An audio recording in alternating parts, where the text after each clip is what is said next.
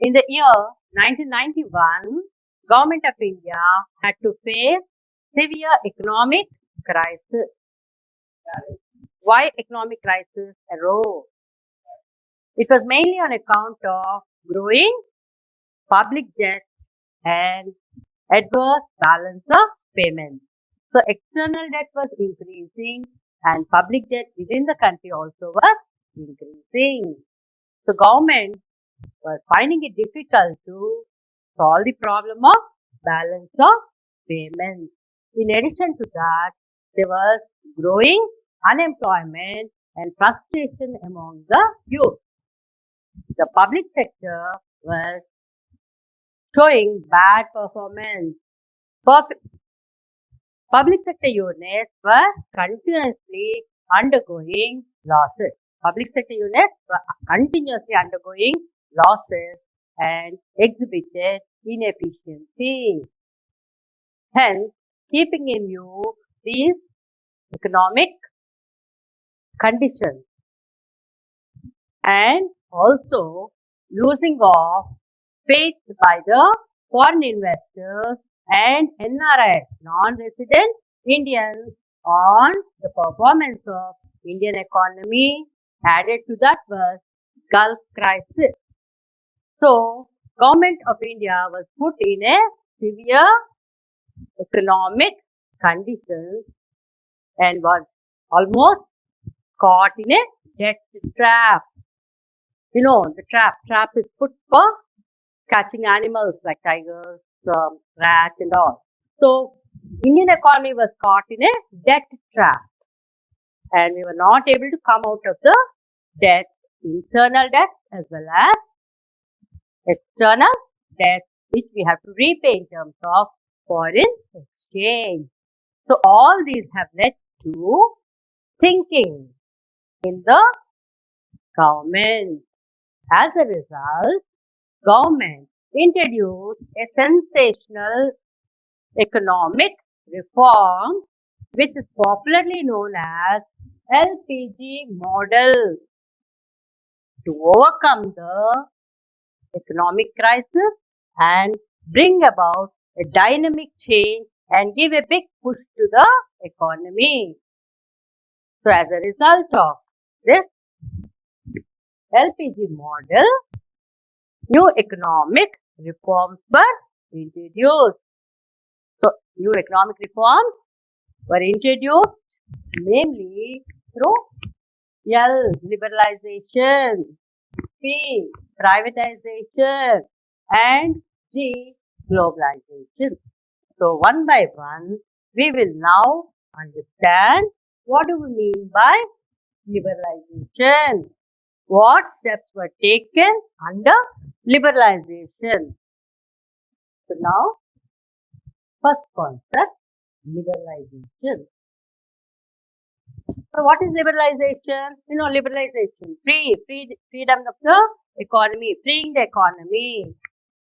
So it refers to removal of restrictions on trade and industry.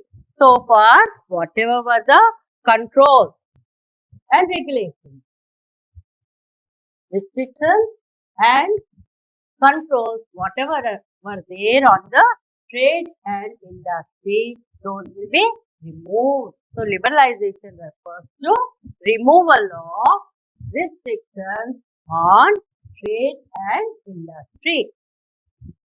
Its main aim, liberalization main aim is to free the economy.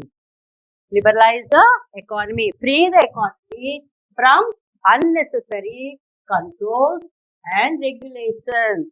Controls and regulations of the government and bureaucrats. So who are bureaucrats?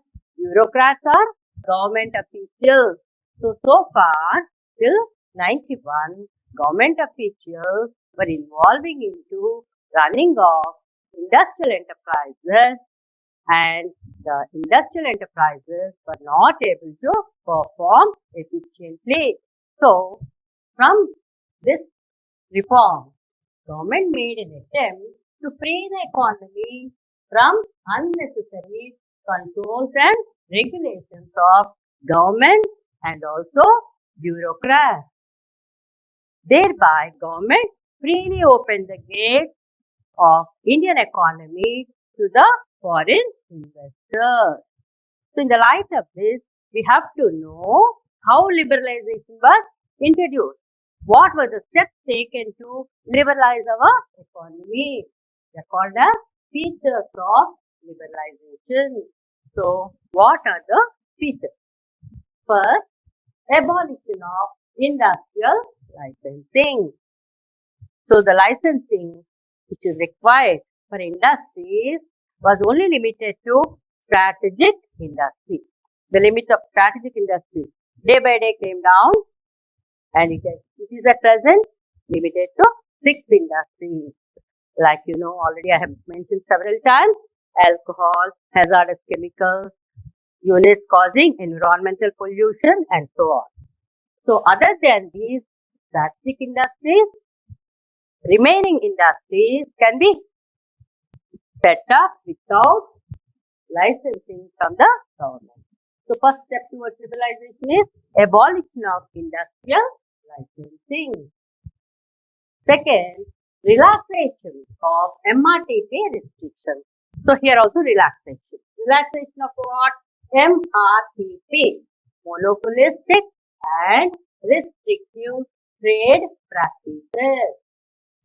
The government of India was controlling the industries with high assets through the act of MRTP to control formation of monopolies and unfair trade practices.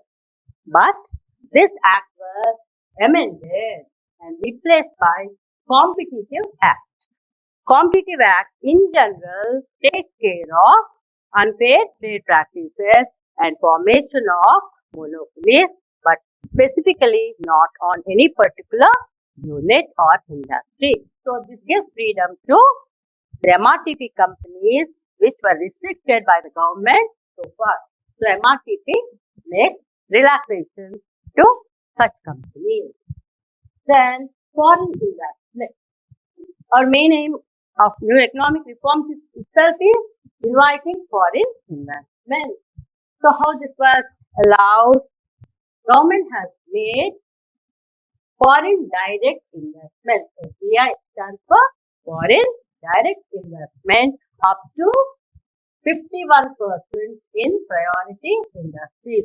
So the equities of companies can be collected up to 51% even in strategic industries, or for example, priority industry. Priority industry. So 51% of the equity of priority industries can be collected in the form of foreign investment. That too, foreign direct investment. Then technology. Technology is also very important for industrial development. So what steps were taken to free technology? So foreign technology would be allowed to be imported, and by providing automatic approval. So if any industrial unit has to import foreign technology or employ technical experts, automatic approvals will be granted. Automatically, without any problem, automatically they will be given approvals. Then location of industrial unit.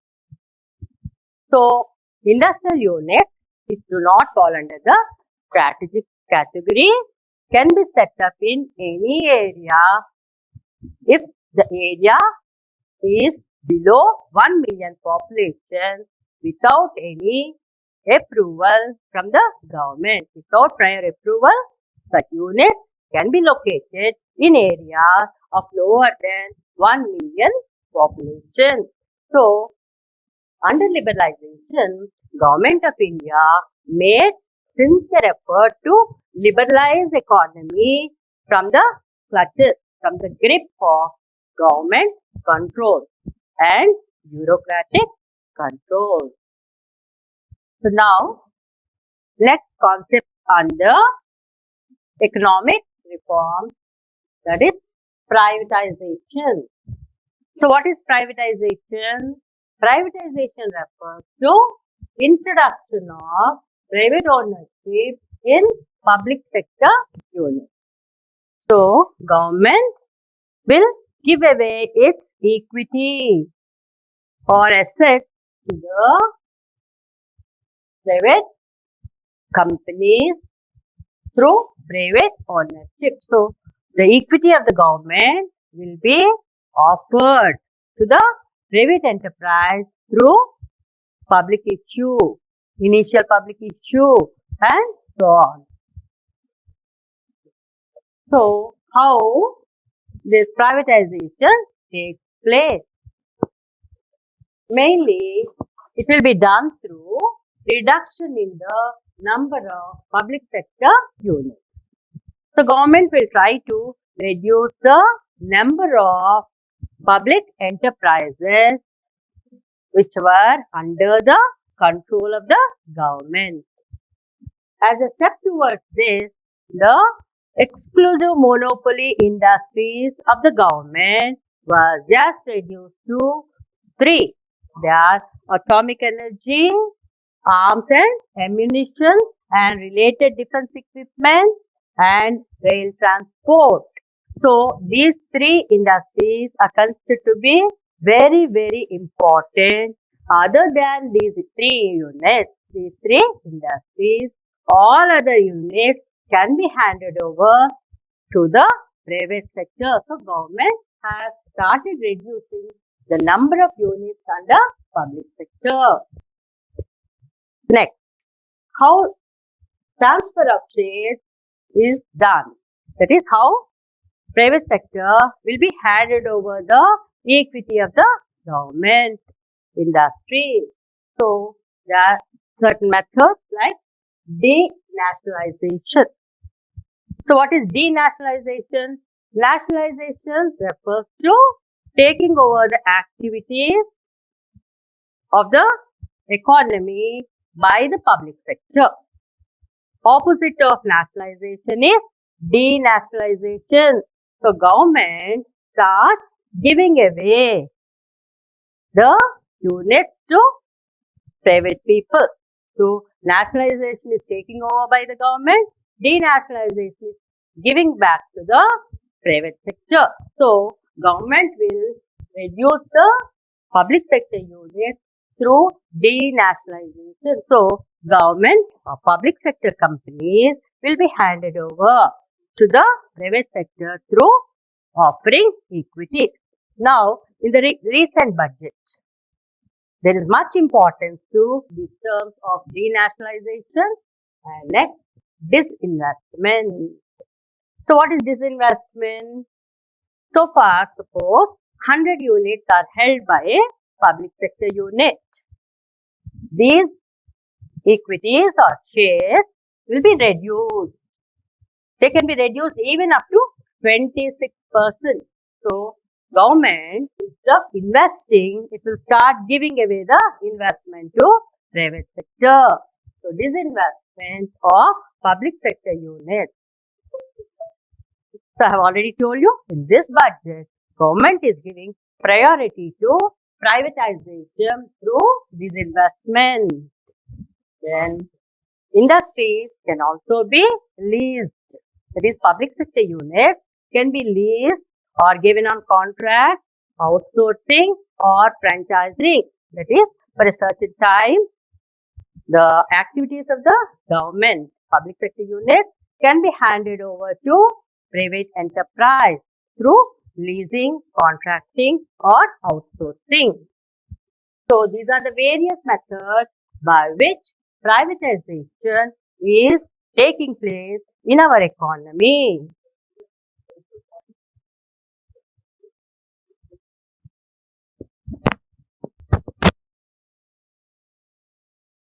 So far we have learned about the meaning of privatization and the methods by which privatization takes place.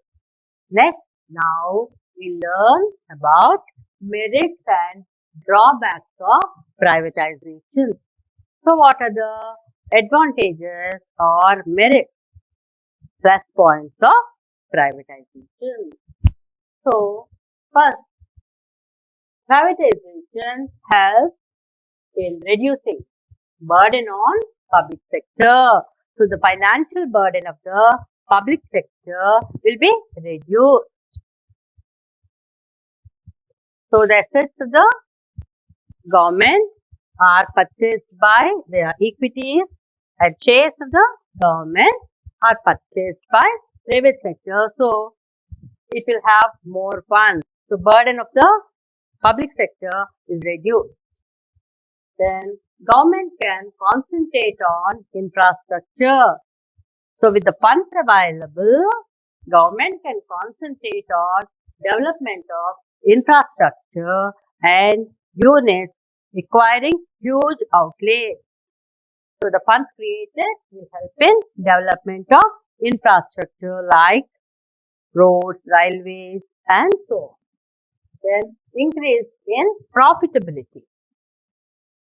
So, once the public sector hands it over assets and management to the private sector, government sector becomes more efficient and it can take decisions very easily because autonomy in taking decisions comes to the limited enterprises.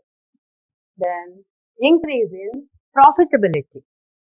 So once funds are created to public sector units, government companies can run with profitability.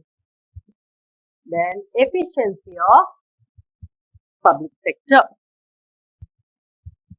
So the efficiency of public sector also increases with the help of privatization because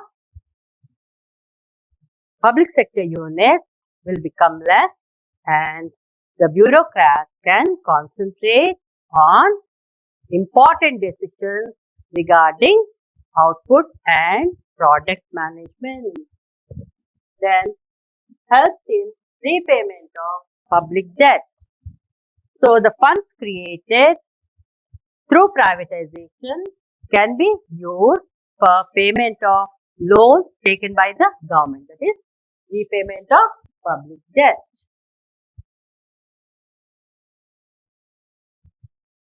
Then now, demerits of privatization. We have to remember that privatization or private sector is totally motivated by profit and self-interest. Public sector has social welfare in view, but private sector is guided always by profit making and self-interest. So, there are some problems which arise due to privatization. So, what are they? Negligence of social welfare. So, the welfare that is required for common people, poor people may not be taken care. The goods which are required by small people, small sections of society, economically small sections of the society, poor people may not be taken care. Then high prices. The private sector units can charge high prices for their products with or without good quality. Inferior quality products also may be charged with high prices. Then corruption and lobbying. So in order to take decisions or influence the government officials to suit their interests, they may start resorting to corruption like bribing and other methods and lobbying. Lobbying means they talk to the government officials and put them in a side corner to listen to their interests. So, lobbying of government officials and corruption like bribing may take place of private sector in order to achieve profit motive. Then evasion of taxes. Generally, private sector is known for avoiding taxes through showing wrong accounts and thereby evading the payment of taxes. So the revenue of the government may be affected. At last, private sector also leads to overexploitation of resources of our country.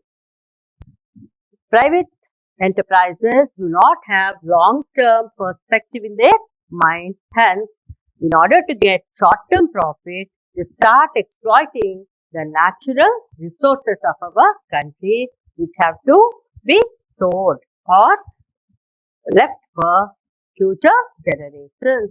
So, it may lead to overexploitation of natural as well as other resources of the economy. So now next concept is about globalization. So what is globalization? Globalization refers to integration of domestic economy with world economy.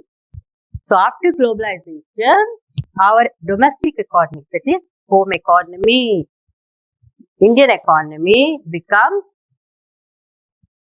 equal with world economy. It integrates itself with world economy. That means there will not be any difference between Indian economy and world economy. Indian economy becomes a part and parcel of world market or world economy.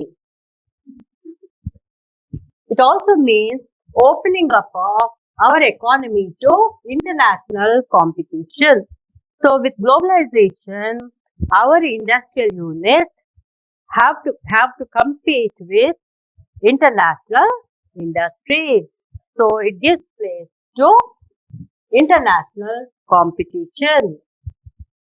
Then how this is achieved?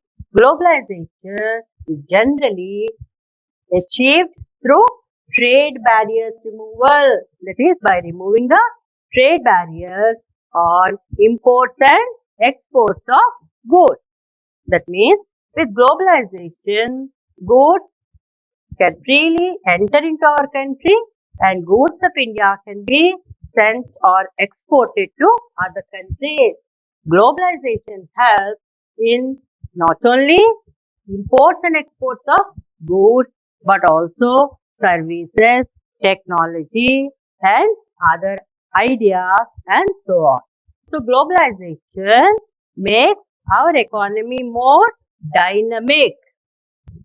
So what are the advantages of globalization? So when we enter the gates of Indian economy to the world economy and allow foreign markets to become part of Indian market, what could be the advantages we face? So advantages include enjoyment of different goods. So people in India can enjoy different types of goods like different refrigerators, TVs and so on. Then it develops competitiveness in home industries. So when there is no competition, industries remain inactive. But once competition of other countries, other markets, other industries start, our industries become more active. Then import of high technology from advanced countries without any investment. So with globalization, automatically high technology can be imported or brought from advanced countries like USA, Russia and so on. Then increase employment through MNCs. So once multinational companies start entering into our country, there will be various employment opportunities created and employment is provided by the MNCs. Then helps in removing poverty. So once the incomes of the people increase, poverty or incidence of poverty is reduced. So it helps in overcoming the problem of poverty.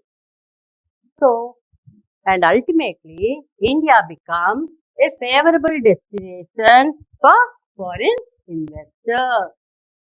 So globalization helps in making our economy dynamic and competitive. Thus, we may conclude that new economic reforms introduced in our country in the form of liberalization, privatization, and globalization help in making Indian economy a competitive and international market. That is why IPR 1991 and the year 1991 itself are considered as the milestones of economic development in the history of India. Important concept which was introduced recently was Make in India. The investors were in a doubt whether India is a favorable destination for their investments or not.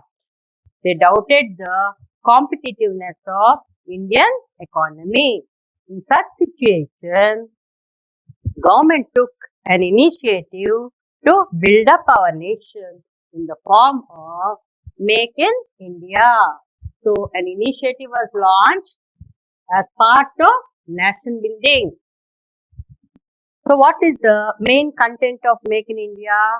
It will make India a global design and manufacturing hub. So we want to convert India as a hub for what? Global designing and manufacturing, which would be taking place in India itself. So this scheme or program was started in September 2014, especially to boost up the economy. It was started. So what is Make in India concept mainly?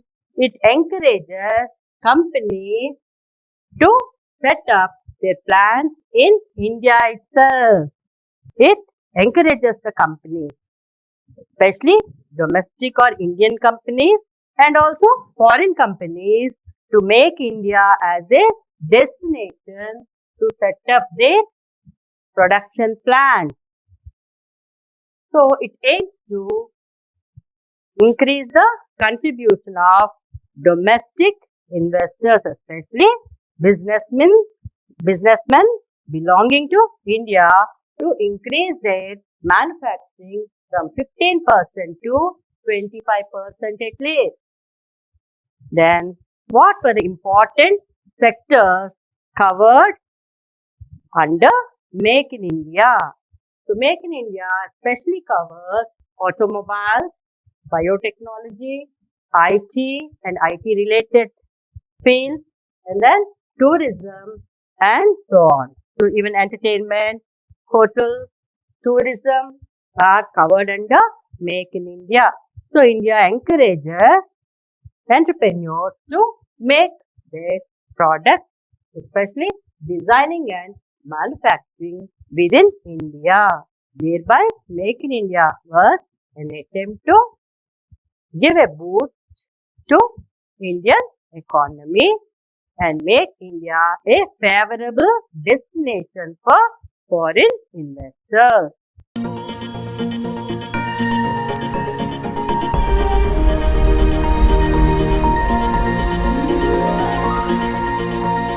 ఆ చదువులమ్మ